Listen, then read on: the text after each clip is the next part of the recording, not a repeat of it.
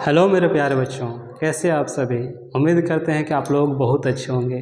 आप सभी का एक बार फिर से स्वागत है हमारे इस YouTube channel maths by Neeraj sir की क्लास में। बच्चों, इससे पहले हम लोगों ने प्रश्नावली 1.1 को देखा था, कक्षा 10 का। आज हम लोग कक्षा 10 का प्रश्नावली 1.2 को देखने वाले हैं। हमारा पाठ का नाम है वास्तविक संख्याएँ और प्रश्नावली 1.2 को देख रहे हैं। इससे पहले हम लोगों ने प्रश्नावली 1.1 को किया था। आप सभी से विनती है कि आप लोग अगर उस वीडियो को नहीं देखें तो एक बार जाके देख लीजिए, क्योंकि अगर हम किसी भी चीज़ को शुरुआत से देखते हैं तो हमें काफ़ी चीज़ें समझ में आती हैं। तो आप सभी से एक ही उम्मीद है कि आप लोग उस वीडियो को देख के इस वीडियो को देखिएगा, ताकि आप लोगों को अच्छी तरह से समझ में आए। कक्षा 10 के जितने सारे विद्यार्थी जो 9 में परीक्षा दे के इस बार 10 में गए हैं, उन सभी के लिए ये वीडियो काफ़ी महत्वपूर्ण होने वाली है, क्योंकि ये जो प्रश्न है, ठीक है, ध्यान से देखिएगा कि हमारा प्रश्नावली 1.2 का जो पहला सवाल है कि सिद्ध कीजिए कि √5 एक अपरिमेय संख्या है। इस तरह का जो सवाल है हर एक साल वार्षिक परीक्षा में या टेस्ट परीक्षा में इस तरह का सवाल आता ही आता है, और बच्चे इसे छोड़कर चले आते हैं। क्यों? क्योंकि उन्हें बहुत ही थोड़ा हार्ड लगता है, उन्हें दिक्कत होता है बनाने में। लेकिन आप लोग घबराएं नहीं, हम आप लोगों को अच्छी तरह से समझा देंगे, ताकि आप लोग इसको छोड़ने के बजाय आराम से बना करके आए। तो आइए पढ़ लेते प्रश्न क्या कह रहा है। फिर से, सिद्ध कीजिए कि √5 एक अपरिमेय संख्या है। दूसरे बच्चों की तरह आप लोगों को घबराना नहीं है बिल्कुल। इस प्रश्न को हम लोग बहुत ही आसानी से सोल्व करेंगे। तो देखिए बच्चों, ये जो प्रश्न है इसको हम लोग विरोधाभास विधि से सिद्ध करेंगे। अब आप लोग पूछिएगा सर ये विरोधाभास विधि होता क्या है, तो आइए हम आप लोगों को बताते हैं।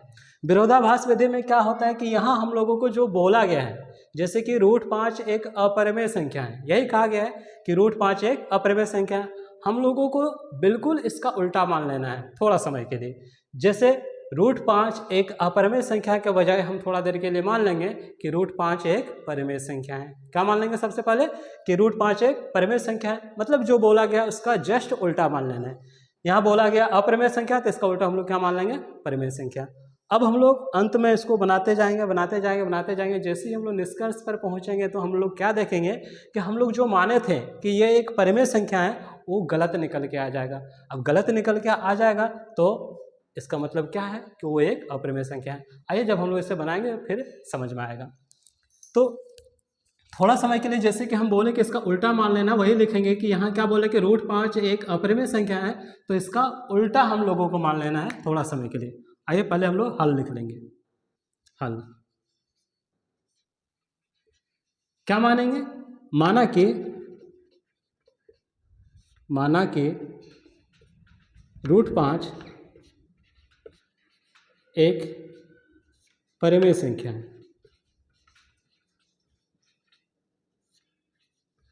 परिमेय संख्या है। तो बच्चों, मैंने आप लोगों को क्या कहा कि यहाँ जो दिया गया है कि √5 एक अपरिमेय संख्या है, जस्ट हमको उसका उल्टा मान लेना है। तो हम लोगों ने क्या मान लिया कि √5 एक परिमेय संख्या है।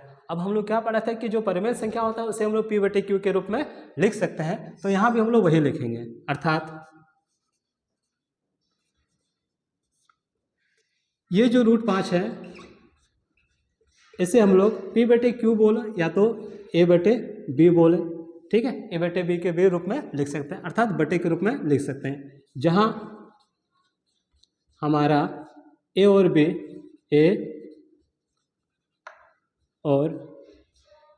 B सह अभाज्य संख्या है। सह अभाज्य संख्या है। सह अभाज्य संख्या है। और Q is not equal to 0। बच्चों, इसको थोड़ा समझने का प्रयास करेंगे कि A और B सह अभाज्य संख्या बोला है, तो सह अभाज्य संख्या का मतलब क्या होता है। तो सह अभाज्य संख्या कहने का मतलब होता है कि A और B में एक के अलावा कोई भी उभयनिष्ठ गुणनखंड नहीं होना चाहिए।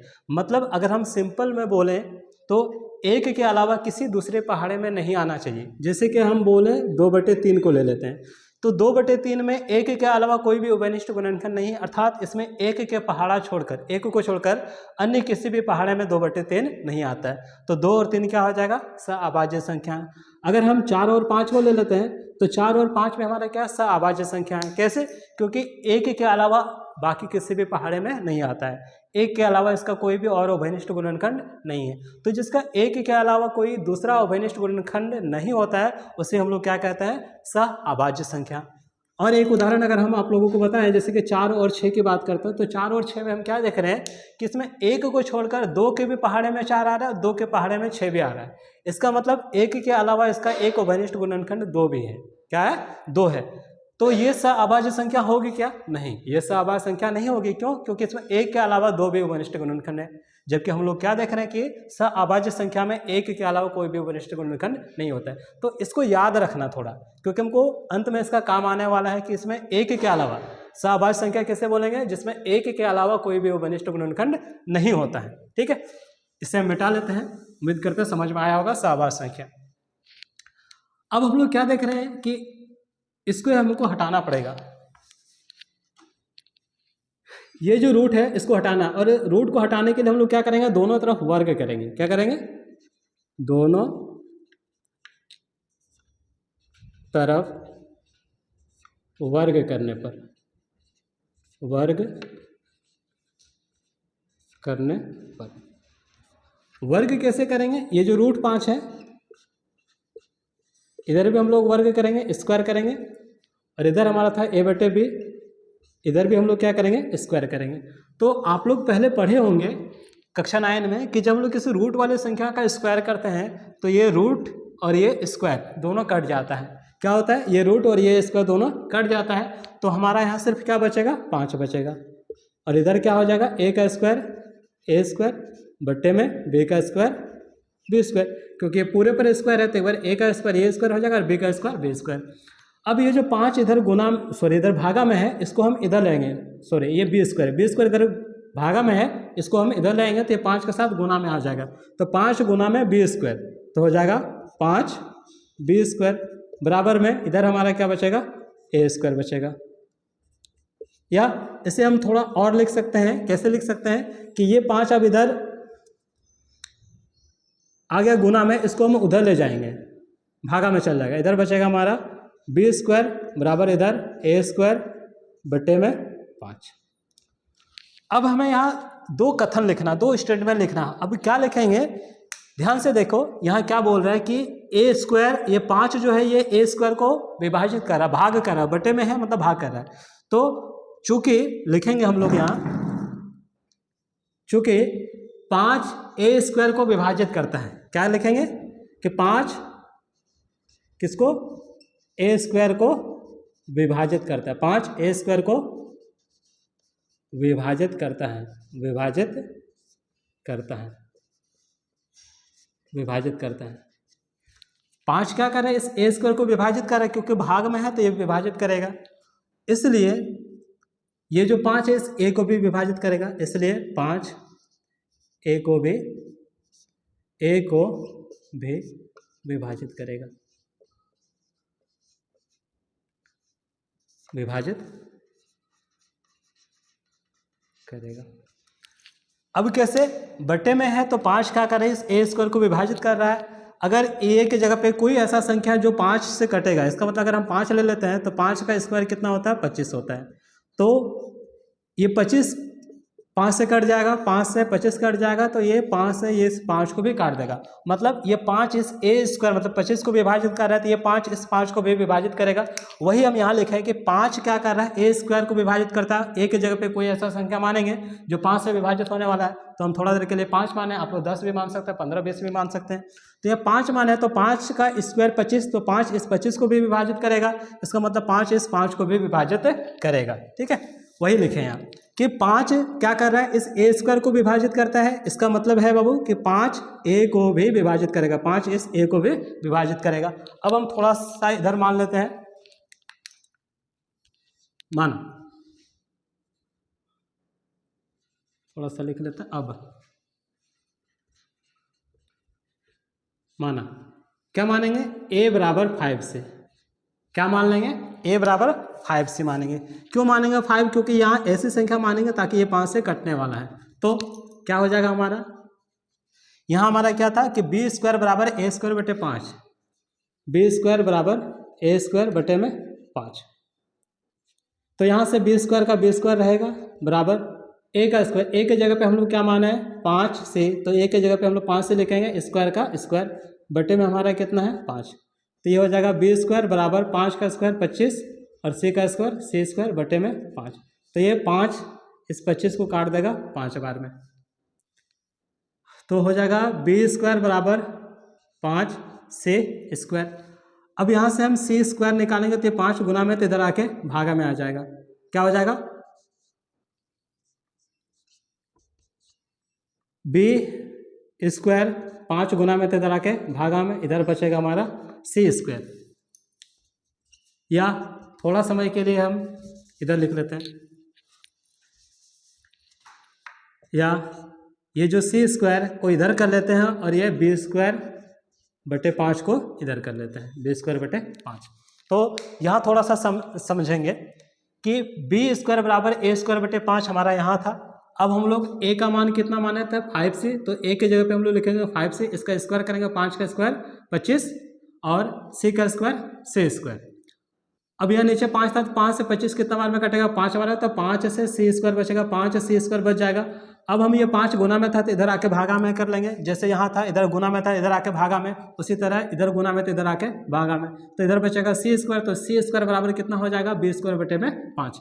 अब हम उसी तरह से लिखेंगे, कैसे लिखेंगे जो यहाँ लिखे थे कि 5 क्या कर रहे हैं इस बी स्क्वायर को विभाजित कर रहा है, ठीक है। तो लिखेंगे चूंकि 5 बी स्क्वायर को विभाजित करता है, विभाजित करता है, विभाजित करता है, इसलिए ये जो 5 है बी को भी विभाजित करेगा, विभाजित करेगा। ध्यान से समझिए कि यहाँ क्या 5 इस बी स्क्वायर को जब विभाजित करता है तो 5 इस बी को भी विभाजित करेगा, जैसे हम आप लोगों को यहाँ बताए थे। तो सबसे पहले हमको इस तरह से कर लेना है। तो क्या देखें कि 5 ए को भी विभाजित करता है और 5 बी को भी विभाजित करता है, और हम लोगों ने यहाँ क्या माना था कि ए और बी में ए के अलावा कोई भी उभयनिष्ठ गुणनखंड नहीं है। क्यों? क्योंकि हम इन दोनों को सअभाज्य संख्या माने थे, और सअभाज्य संख्या में क्या बताया था आप लोगों के कि सअभाज्य संख्या वैसी संख्या को बोलेंगे जिसमें एक के अलावा कोई भी उभयनिष्ठ गुणनखंड नहीं है। लेकिन यहाँ क्या बोल रहे हैं कि 5 ए को भी विभाजित करता है। ध्यान से देखिए बच्चों, क्या बोल रहा है 5 ए को भी विभाजित करता है और 5 बी को भी विभाजित करेगा। ये समीकरण 1 मान लेते हैं, इसको समीकरण 2 मान लेते हैं। इसको 5 क्या कर रहा है ए को भी विभाजित कर रहा है और 5 किसको बी को भी विभाजित कर रहा है, और विभाजित कर रहा है मतलब वो उसका गुणनखंड हो जाएगा। हम लोगों ने क्या माना था कि ए और बी सअभाज्य संख्या है, लेकिन यहाँ क्या निकल के आ गया कि ए और बी में एक के अलावा एक और उभयनिष्ठ गुणनखंड निकल के आ रहा है जो हमारा क्या है 5 है। क्यों? 5 ए को भी विभाजित कर रहा है और 5 बी को भी विभाजित कर रहा है। तो आइए अब इसको थोड़ा सा लिख लेते हैं निष्कर्ष पर, इससे हम मिटा देते हैं क्योंकि जगह नहीं है।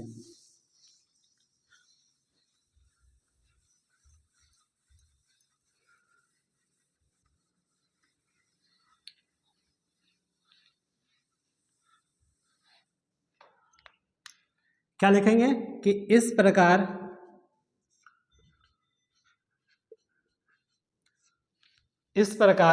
समीकरण 1 तथा 2 से हमें यह पता चलता है कि ए और बी का एक और उभयनिष्ठ गुणनखंड, ए और बी का एक और उभयनिष्ठ गुणनखंड क्या हो जाएगा 5। यह पता चलता है कि ए और बी का एक उभयनिष्ठ गुणनखंड, एक उभयनिष्ठ गुणनखंड 5 भी है। तो क्या देखें हम लोग समीकरण 1 और 2 से हमें यह पता चलता है कि ए और बी का एक अवनिष्ठ गुणनखंड 5 भी है, जो हमारे कल्पना के विपरीत है।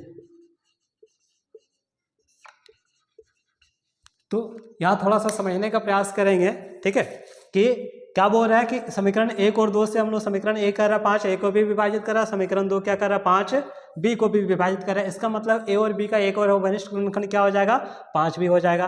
क्या पता चलता है 1 और 2 से कि ए और बी का एक अवनिष्ठ गुणनखंड 5 भी है, जो हमारे कल्पना के विपरीत है। हम लोगों ने क्या कल्पना किया था बच्चों, क्या माना था कि ए और बी का कोई भी अवनिष्ठ गुणनखंड नहीं है, क्योंकि दोनों को सहभाज्य माने थे। और यहाँ आके हम क्या देख रहे हैं कि ए और बी का एक और अवनिष्ठ गुणनखंड है 5। तो बताओ ये हमारी कल्पना के विपरीत है कि नहीं है। हम लोगों ने माना था कि ए और बी के अलावा, ए और बी में एक के अलावा कोई भी अवनिष्ठ गुणनखंड नहीं है, लेकिन यहाँ हम लोग देख रहे हैं ए और बी का एक और अवनिष्ठ गुणनखंड क्या है 5 है। तो ये हमारे कल्पना के विपरीत है। इसका मतलब हम लोग जो माने थे ये गलत था। क्या माने थे कि √5 एक परिमेय संख्या है, ये क्या था गलत था, ठीक है। तो ये जो विरोधाभास हो रहा है, ठीक है, आगे थोड़ा सा लिखेंगे कि यह विरोधाभास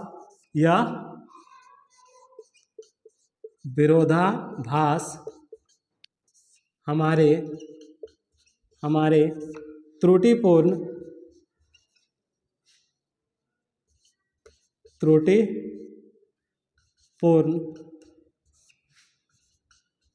कल्पना के कारण हुआ है, त्रुटिपूर्ण कल्पना के कारण हुआ है कि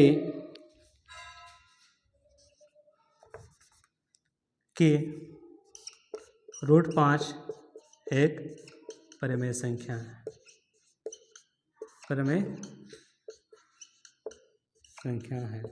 अतः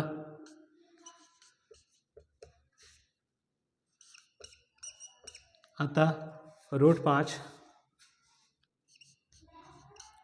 एक अपरिमेय संख्या है। तो बच्चों यहाँ थोड़ा सा आप लोगों को लिखना पड़ेगा कि समीकरण 1 तथा 2 से हमें पता चलता है कि ए और बी का एक अवनिष्ठ गुणनखंड 5 भी है, जो हमारे कल्पना के विपरीत है, क्योंकि हम लोग माने थे कुछ और, ए और बी का कोई भी अवनिष्ठ गुणनखंड नहीं है, और यहाँ हम लोग क्या देख रहे हैं ए और बी का एक और अवनिष्ठ गुणनखंड 5 है। यह विरोधाभास हमारी त्रुटिपूर्ण कल्पना के कारण प्राप्त हुआ है। हम लोगों ने उल्टा माना था, गलत माना था, जिसके कारण ये विरोधाभास हो रहा है। विरोधाभास मतलब माने थे कुछ और, निकल के आया कुछ और। माने थे कि ए और बी का कोई भी अवनिष्ठ गुणनखंड नहीं है, लेकिन यहाँ हम लोग देख रहे हैं ए और बी का एक और अवनिष्ठ गुणनखंड 5 है। तो ये विरोधाभास ही है, विरोधाभास ही है। और ये क्यों हुआ था, क्योंकि हम लोग त्रुटिपूर्ण कल्पना कहते हैं, गलत कल्पना कहते हैं, गलत माने थे, जिसके कारण हुआ है कि क्या माना था √5 एक परिमेय संख्या, ये ना माने थे। तो ये हमारा त्रुटिपूर्ण कल्पना था, गलत था, अतः हमारा √5 एक क्या हो जाएगा परिमेय संख्या है। उम्मीद करते हैं आप लोगों को ये सवाल समझ में आया होगा। अगर फिर भी समझ में ना आया होगा तो वीडियो को एक बार फिर से देखें, क्योंकि ये सवाल थोड़ा सिद्ध करने वाला है, तो इसमें थोड़ा सा लिखने का होता है। आप लोगों को थोड़ा सा अगर समझ में नहीं आया होगा तो एक बार फिर से वीडियो को प्ले करके देखें। उम्मीद करते हैं आप लोगों को ज़रूर समझ में आएगा।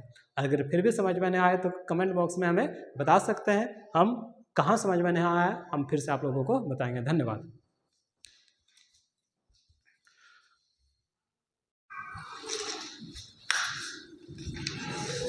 आइए बच्चों, अब हम लोग प्रश्न 2 को देखेंगे। हम लोगों ने प्रश्न 1 को किया, उम्मीद करते हैं आप लोगों को समझ में आया होगा। अब हम लोग प्रश्न 2 को देखेंगे। तो प्रश्न 2 क्या कह रहा है कि सिद्ध कीजिए कि 3 + 2 √5 एक अपरिमेय संख्या है। इसे भी हम लोग बिल्कुल उसी तरह से बनाएंगे जिस तरह से हम लोगों ने प्रश्न 1 को बनाया। प्रश्न 1 थोड़ा समझाना था, क्योंकि पहला सवाल था, इसलिए थोड़ा इसमें ज़्यादा समय लगा। इसमें उतना समय नहीं लगेगा। देखिए, तो सबसे पहले हम लोग क्या लिखेंगे, हल लिखेंगे। और हल में हम लोग क्या लिखेंगे कि यहाँ जो दिया रहता है इसका जस्ट उल्टा मानना है, क्योंकि सिद्ध करने वाले अपरिमेय संख्या सिद्ध करने वाले जितने सारे सवाल है सभी को हम कैसे सिद्ध करेंगे? विरोधाभास विधि से सिद्ध करेंगे। और विरोधाभास विधि में क्या बताए थे कि यहाँ जो दिया गया है इसका जस्ट उल्टा मानना है। यहाँ बोला है अपरिमेय संख्या, तो थोड़ा देर के लिए इसे हम क्या मान लेंगे? परिमेय संख्या मान लेंगे। मान लेते हैं, माना कि 3 + 2√5 एक परिमेय संख्या है।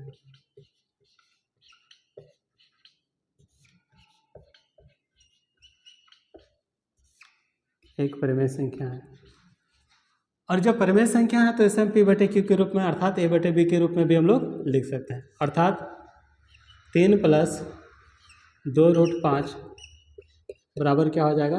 A/B। जहाँ क्या बोले थे?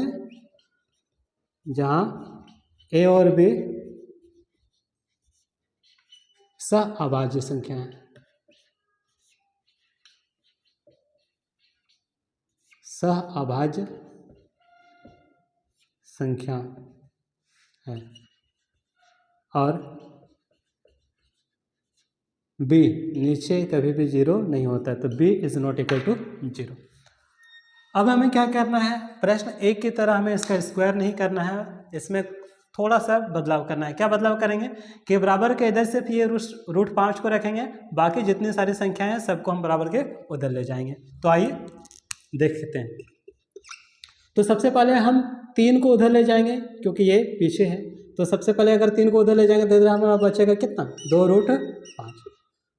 तो 2√5 बराबर क्या हो जाएगा? A/B, और 3 इधर प्लस में तो इधर आके माइनस में। अब इस 2 को भी उधर ले जाएंगे तो हो जाएगा √5 बराबर 2 गुना में तो इधर आके भागा में 1/2 लिख लेंगे। इधर हो जाएगा हमारा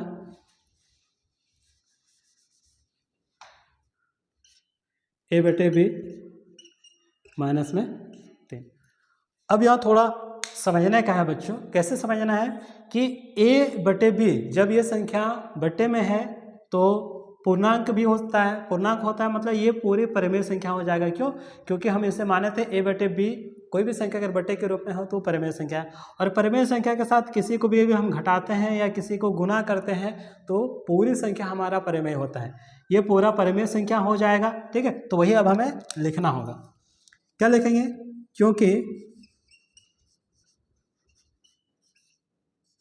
क्योंकि A और B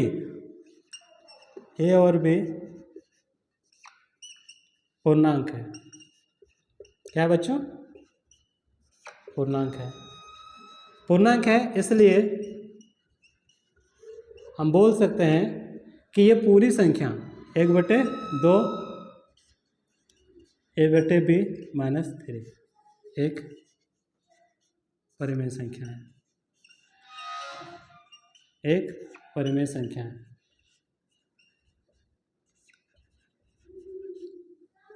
तो A और B पूर्णांक है और ये बटे में है, तो बटे में वही संख्या होती है जो परिमेय होते हैं, और ये परिमेय संख्या है तो इसके साथ किसी को भी घटा लो या किसी को भी गुना कर लो तो ये पूरी संख्या हमारा परिमेय संख्या होगी।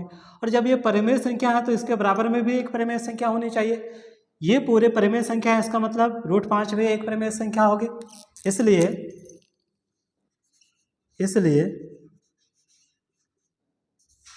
√5 भी एक परिमेय संख्या होगी। परिमेय संख्या होगी। तो जब हमारा ये संख्या है परिमेय, तो इसके बराबर में भी एक परिमेय संख्या होगी। √5 पे एक परिमेय संख्या हो जाएगी। परंतु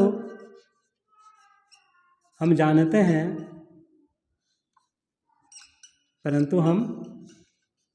हैं कि √5 एक अपरिमेय संख्या है। अपरिमेय संख्या है। प्रश्न 1 में हम सिद्ध कर चुके हैं कि √5 क्या है? एक अपरिमेय संख्या है। तो एक अपरिमेय संख्या कभी भी परिमेय संख्या के बराबर में नहीं हो सकती है। ये पूरी संख्या परिमेय संख्या है और ये संख्या अपरिमेय संख्या, तो कभी भी एक परिमेय संख्या अपरिमेय संख्या के बराबर में नहीं हो सकती है। तो ये जो गलत हो रहा है ये हमारे बस त्रुटिपूर्ण कल्पना के कारण हुआ कि हम लोगों ने पहले ही क्या माना था, गलत माना था। आप लोगों को बताया था क्या कि हम जो मानेंगे अंत में वो जाके कहीं ना कहीं गलत निकल आएगा। तो यहाँ भी वही गलती निकल आ रहा है कि एक परिमेय संख्या है और इधर वाला अपरिमेय। कभी भी परिमेय संख्या और अपरिमेय संख्या बराबर में नहीं हो सकती है।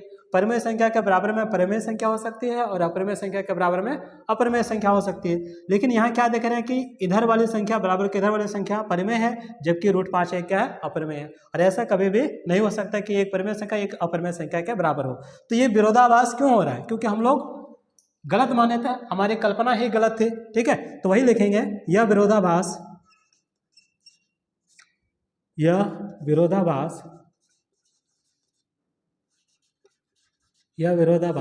हमारे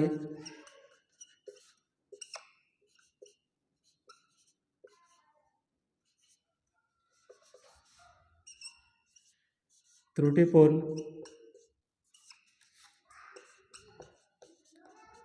कल्पना के कारण हुआ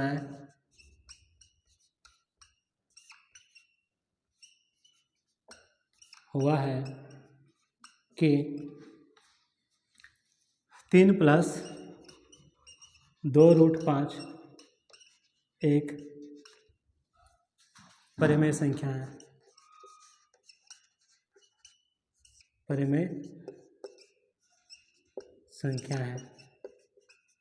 अतः 3 + 2√5 एक अपरिमेय संख्या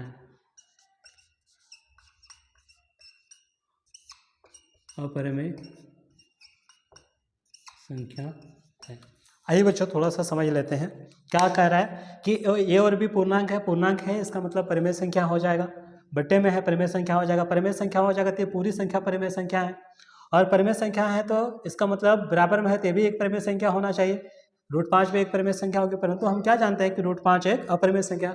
हम लोगों ने पहले ही प्रश्न 1 में ये सिद्ध कर लिए हैं कि √5 क्या है, एक अपरिमेय संख्या है। तो कभी भी एक अपरिमेय संख्या परिमेय संख्या के बराबर में नहीं हो सकता है। तो ये जो विरोधाभास हो रहा है ये हमारे त्रुटिपूर्ण कल्पना के कारण हुआ है कि क्या माने थे, क्या कल्पना किए थे कि 3 + 2√5 एक परिमेय संख्या है, यही इतना माने थे। यही हमारे त्रुटिपूर्ण कल्पना था कि 3 + 2√5 एक परिमेय संख्या है। इसका मतलब क्या हो जाएगा कि 3 + 2√5 एक अपरिमेय संख्या है। अगर हम परिमेय इसको मान के चलते हैं तो यहाँ तक आने के बाद हमारा गलत हो जाता है तो अतः ये क्या हो जाएगा, एक परिमेय संख्या है। उम्मीद करते हैं बच्चों आप लोगों को समझ में आया होगा। तो ये प्रश्न 2 समाप्त होता है। अब हम लोग प्रश्न 3 की ओर बढ़ेंगे।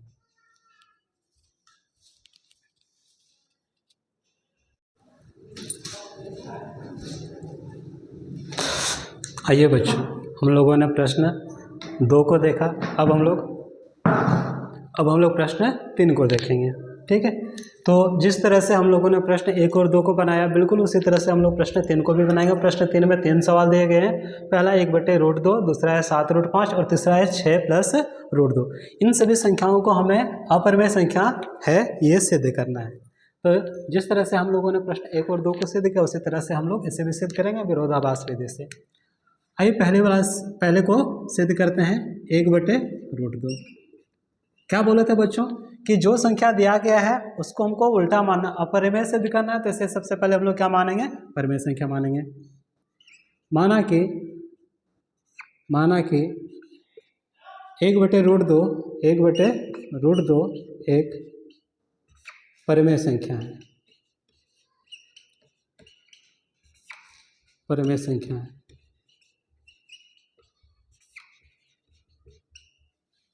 परिमेय संख्या था अर्थात हम लिख सकते हैं कि 1/√2 बराबर में a/b। परिमेय संख्या तो परिमेय संख्या को a/b के रूप में हम लोग लिख सकते हैं, जहाँ हमारा a और b क्या होता है, जहाँ हमारा a और b a और b सहअभाज्य संख्या है। a और b सहअभाज्य संख्या है और सहअभाज्य संख्या और q ≠ 0। तो बच्चों जैसे कि हम लोग प्रश्न 1 में क्या देखे थे कि ए और बी सह-अभाज्य संख्या है। सह-अभाज्य संख्या कहने का मतलब है कि इन दोनों में एक के अलावा कोई भी वनिष्ठ गुणनखंड नहीं है। ठीक है, आइए अब हम दोनों को गुना कर लेते हैं। ये हो जाएगा √2 को ए से गुना करेंगे तो √2a बराबर में b को 1 से गुना करेंगे तो हो जाएगा b। अब हम दोनों ओर क्या करेंगे, स्क्वायर करेंगे क्योंकि हमको इस रूट को हटाना है। तो लिखेंगे दोनों ओर वर्ग करने पर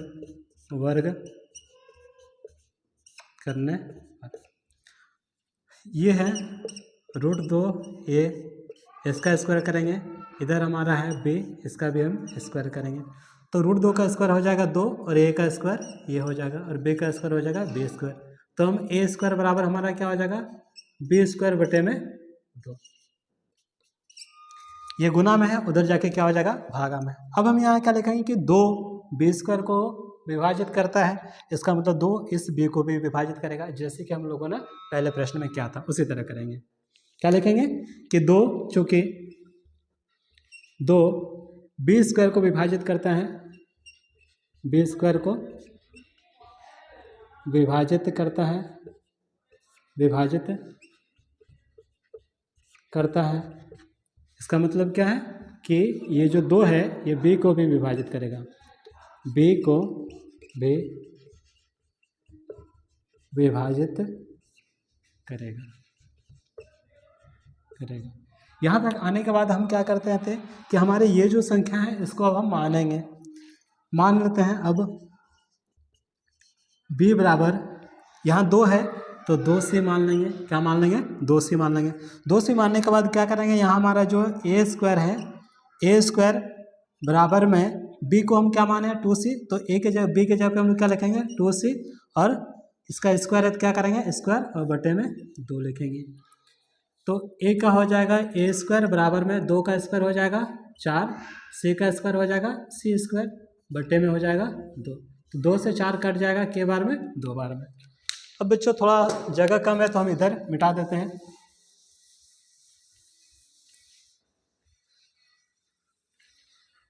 अब हमें क्या लिखना है कि ये स्क्वायर बराबर में 2c स्क्वायर, क्या हो जाएगा ये स्क्वायर बराबर 2c स्क्वायर। अब 2 इधर गुना में तो इधर भागा में आ जाएगा, a स्क्वायर बटे में 2 हो जाएगा बराबर क्या हो जाएगा इधर c स्क्वायर। अब हमें क्या देख रहे हैं कि 2 इस a स्क्वायर को विभाजित करता है, इसका मतलब 2 इस a को भी विभाजित करेगा। ये चीज़ फिर से लिखेंगे, चूँकि 2 a स्क्वायर को विभाजित करता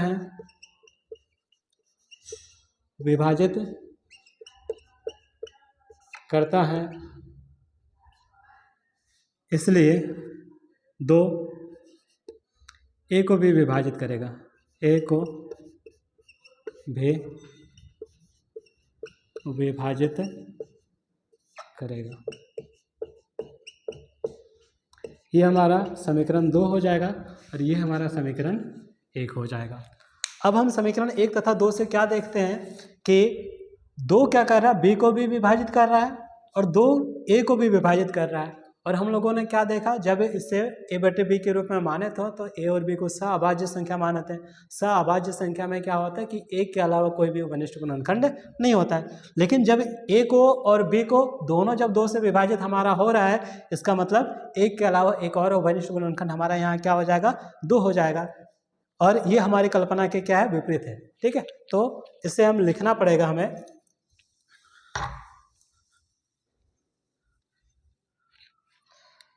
क्या लिखेंगे कि समीकरण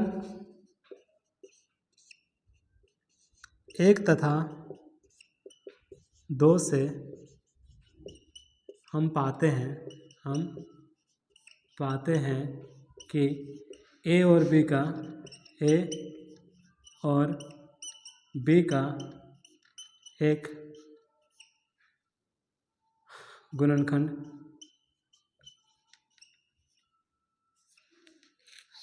उभयनिष्ठ गुणनखंड लिखिए, एक उभयनिष्ठ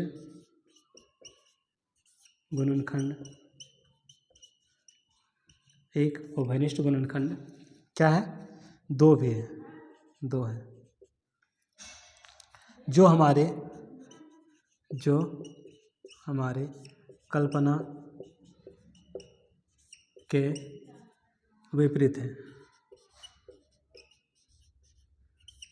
तो बच्चों क्या कह रहा है कि 1 और 2 से हम क्या देख रहे हैं कि ए और बी का एक उभयनिष्ठ गुणनखंड 2 भी है, 2 है, ठीक है। तो जो हमारी कल्पना के विपरीत है, तो हम लोगों ने क्या माना था कि ए और बी एक सा अभाज्य संख्या है जिसमें ए के अलावा कोई भी उभयनिष्ठ गुणनखंड नहीं है। लेकिन हम यहाँ क्या देख रहे हैं कि जब 2 ए को भी विभाजित कर रहा था, 2 बी को भी विभाजित कर रहा था, इसका मतलब ए और बी का एक और उभयनिष्ठ गुणनखंड क्या है, 2 है। तो ये हमारी कल्पना के विपरीत है। तो ये विरोधाभास क्यों आ रहा है? तो यह विरोधाभास हमारे त्रुटिपूर्ण कल्पना के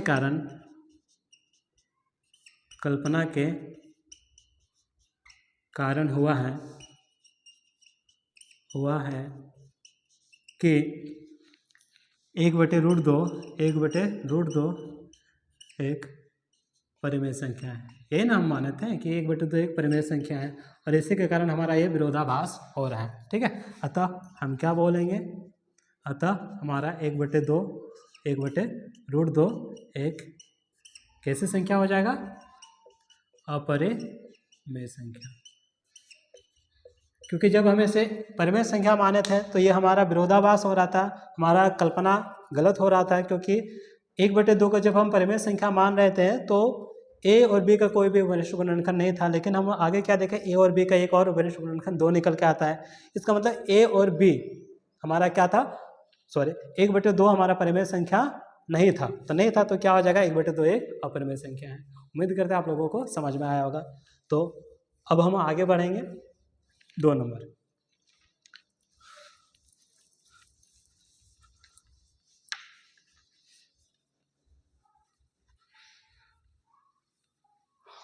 अब हम दूसरे नंबर को सिद्ध करते हैं। दूसरा हमारा है 7√5।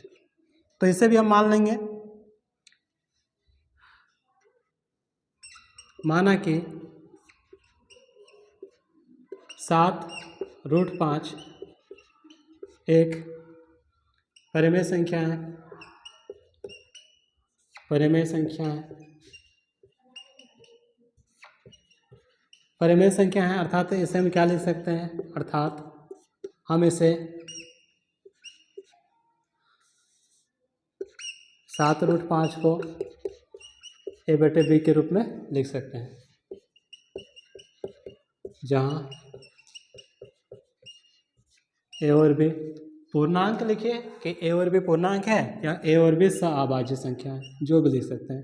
सअभाज्य संख्या है, सअभाज्य संख्या है, सअभाज्य संख्या है। अब क्या करना है हमें, बराबर के इधर हम √5 को तो सिद्ध कर चुके हैं, तो जिसमें सिद्ध कर चुके हैं बस इसको उधर ले जाना है, ठीक है। तो ये √5 इधर हो जाएगा, बराबर a/7 गुना में है तो इधर आके भागा में आ जाएगा। तो हम लिख सकते हैं इसको 7b, a/7b, और यहाँ हो जाएगा √5 हो जाएगा, √5, ठीक है। या फिर इसे हम 1/7 के भी रूप में लिख सकते हैं, या फिर हम इसको 7 भी लिख सकते हैं। तो यहाँ हम क्या देख रहे हैं कि हमारा ये जो संख्या है a/b, ये हमारा परिमेय संख्या हो जाएगा और ये हमारा अपरिमेय संख्या हो जाएगा। और परिमेय संख्या अपरिमेय संख्या के बट्टे में बराबर में कभी भी नहीं आता। इसको थोड़ा ऐसे लिख लेते हैं, 7 को इधर लेंगे तो 1/7 और ये हो जाएगा a/b हो जाएगा। अब a और b पूर्णांक है, कहने का मतलब ये हमारा परिमेय संख्या हो जाएगा, और परिमेय संख्या अपरिमेय संख्या के बराबर में कभी नहीं होता है, ठीक है। तो यहाँ लिखेंगे क्योंकि a और b पूर्णांक है, और जब a और b पूर्णांक है इसलिए a और b पूर्णांक है, इसलिए 1/7 a/b एक परिमेय संख्या है, परिमेय संख्या है। और जब ये वाला परिमेय संख्या है तो ये भी एक परिमेय संख्या होगी, अतः √5 भी एक परिमेय संख्या होगी, परिमेय संख्या होगी, परिमेय संख्या होगी। परंतु हम क्या जानते हैं, हम जानते हैं कि √5 हमारा √5 एक कैसी संख्या है, अपरिमेय संख्या है। √5 एक अपरिमेय संख्या है, अपरिमेय संख्या। √5 एक अपरिमेय संख्या है। तो ये जो विरोधाभास हो रहा है, ठीक है, देखेंगे यह विरोधाभास हमारे त्रुटिपूर्ण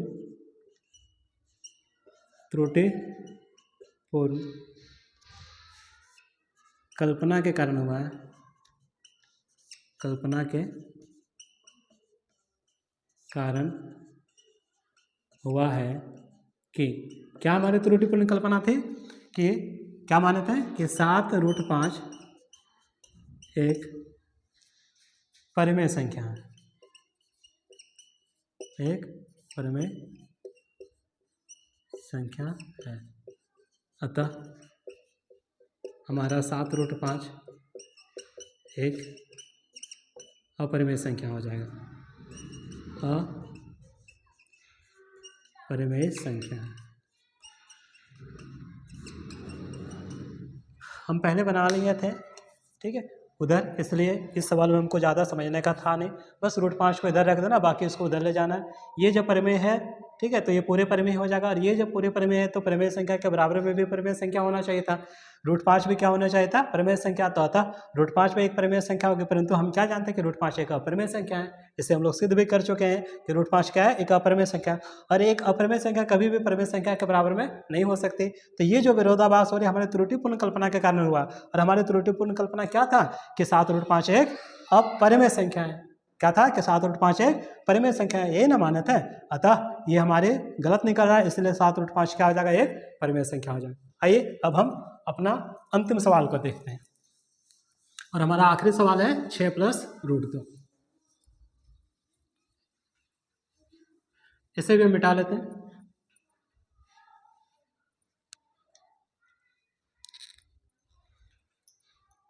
एक मिनट रुकिएगा, थोड़ा माफी चाहते हैं।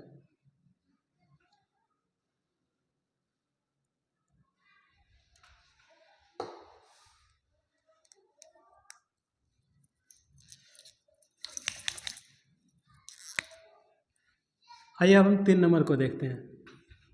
3 नंबर क्या है, 6 + √2। तो मान लेंगे सबसे पहले, माना कि 6 + माना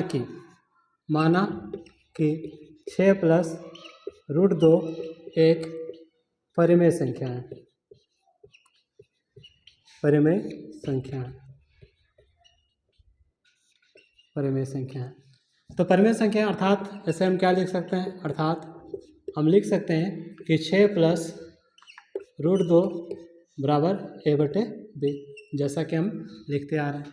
और जहाँ क्या लिखेंगे, a और b सह-अभाज्य संख्या है। क्या है, सह-अभाज्य संख्या है,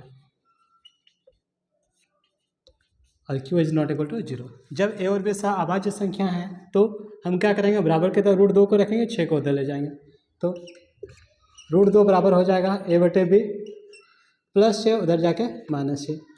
अब इसे चाहे आप पूरा सॉल्व कीजिए या नहीं कीजिए, अगर करना चाहते हैं तो कर लीजिए।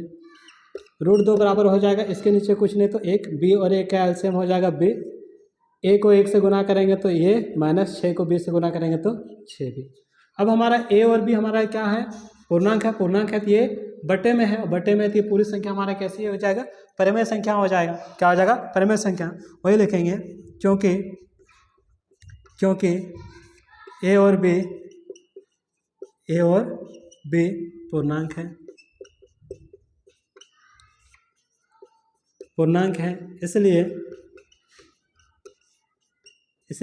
इसे आप यहाँ तक बढ़ाइए या यहीं तक रखिए, कोई दिक्कत नहीं है। इसलिए हम लिख लेते हैं यहाँ तक बढ़ाएं तो, इसलिए a-6b/b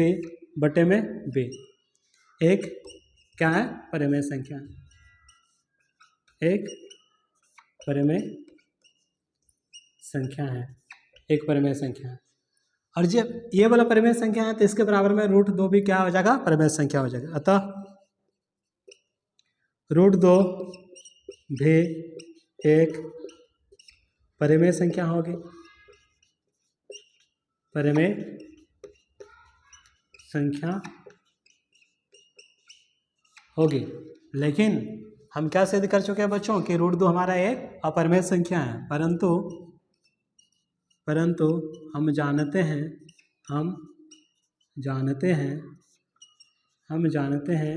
कि √2 एक अपरिमेय संख्या है, √2 एक अपरिमेय संख्या है, अपरिमेय संख्या है। यह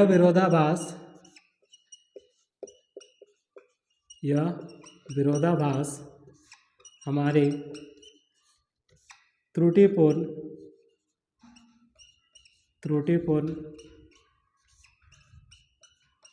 कल्पना के कारण हुआ है, कल्पना के कारण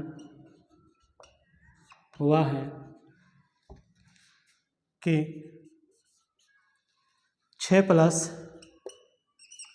√2 एक परिमेय संख्या है।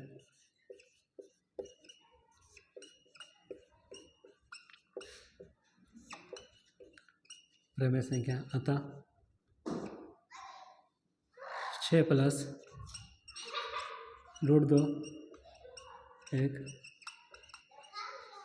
अपरिमेय संख्या है।